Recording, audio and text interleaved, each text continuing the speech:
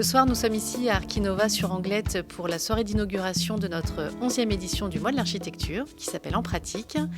L'objectif de cette manifestation est de montrer toutes les différentes pratiques des métiers d'architecte, de paysagiste, d'urbaniste et de programmiste. Je suis Mathilde Billet, je suis architecte et spécialiste en réemploi des matériaux de construction chez Nobatec. Mon métier, ça consiste à faciliter l'utilisation des matériaux de réemploi. Par exemple, une maîtrise d'ouvrage nous dit nous, on voudrait faire du réemploi dans notre projet, donc on les accompagne. On peut se retrouver aussi dans une équipe de maîtrise d'œuvre, donc à faire des études de faisabilité sur différents matériaux de réemploi. J'accompagne aussi plus largement la filière, donc je la forme. Je trouve que le métier d'architecte, il n'est pas forcément valorisé sur un point, qui est notamment la capacité de l'architecte à être tout-terrain, à se mettre à la place de l'entreprise, à se mettre à la place de la maîtrise d'ouvrage et être force de proposition et du coup aussi, peut-être plus, apporter un vrai message politique de la ville. Je suis architecte, j'ai un diplôme d'archi. J'ai fini mes études avec un master d'urbanisme.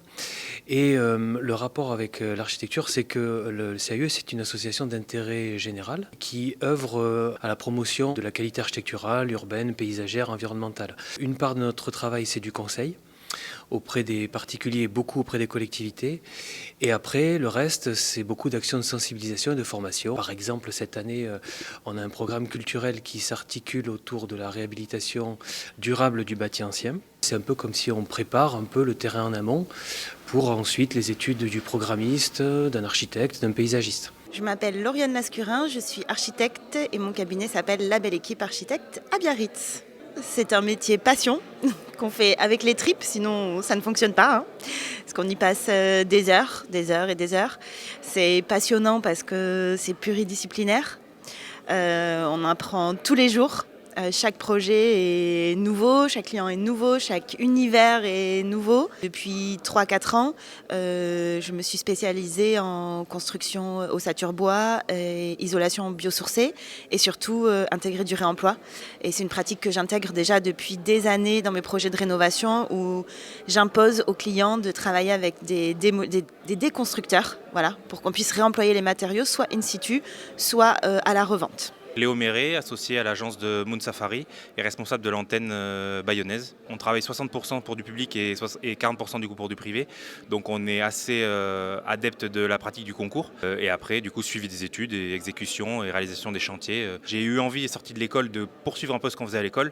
Donc ce côté un peu concours, travailler sur des programmations, penser les espaces, faire des propositions graphiques sur la manière de penser l'architecture. C'est-à-dire avoir un programme, l'ingurgiter, en retirer une proposition marquée et avoir un jugement sur cette proposition-là. Donc ça, c'est quelque chose qui m'a beaucoup plu. Et après, dans la pratique du quotidien, ça a été d'apprendre, une fois qu'on a fait une proposition, qu'elle était acceptée, qu'on a réussi à emporter tout le monde avec nous, de le réaliser pour que ça devienne réalité, quoi. Maya Agor, paysagiste, conceptrice, concertation, spécialiste en concertation et herboriste. Je m'appelle Mathilde Tcheleko, du coup j'ai fait des études en architecture et en ce moment je travaille en tant que paysagiste concepteur. Alors mon métier c'est de faire de la conception de projets sur des espaces publics. Alors ça peut être des projets à toute petite échelle comme des cours d'école jusqu'à des échelles beaucoup plus larges de montagne ou de territoire, littoral, etc. L'architecture, c'est porté surtout sur les bâtiments, même si bien sûr on étudie l'urbanisme et la ville de manière globale, mais également on touche un peu au paysage. Alors que le paysage, ce que fait Maya, c'est vraiment les espaces extérieurs et aussi pareil l'aménagement de la ville, mais avec un point de vue un peu différent sur aussi l'évolution des paysages, la question de la gestion des espaces, etc.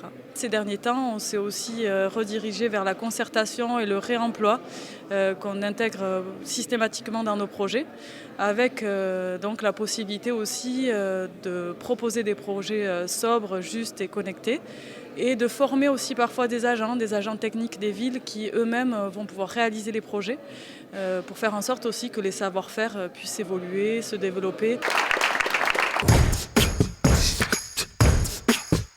Je suis étudiant à Elisabeth Épée à Anglette. Je suis venu parce que je voulais avoir un peu de connaissances variées sur tous les possibles panel un peu de futurs métiers. Il y en avait certains que je ne connaissais pas, programmiste, j'en avais jamais entendu parler. Et franchement, très intéressant et très pratique, des fois trop court. Je ne savais pas qu'il y avait une aussi grande variété d'architecture et c'est une soirée parfaite pour apprendre un petit peu, pour commencer à appréhender un petit peu tout ce monde de l'architecture. J'ai appris beaucoup de choses sur toutes les présentations. Même s'il y a pas mal de termes techniques et de choses que je ne comprends pas, j'ai quand même pu un petit peu voir ce qui se passait sur le territoire et les approches différentes qu'il y a en tant qu'architecte, paysagiste, maître d'œuvre, etc. J'ai appris beaucoup de choses.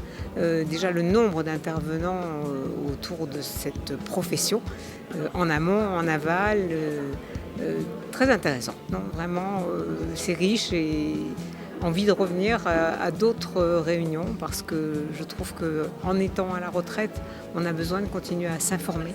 Voilà, et vraiment très bien.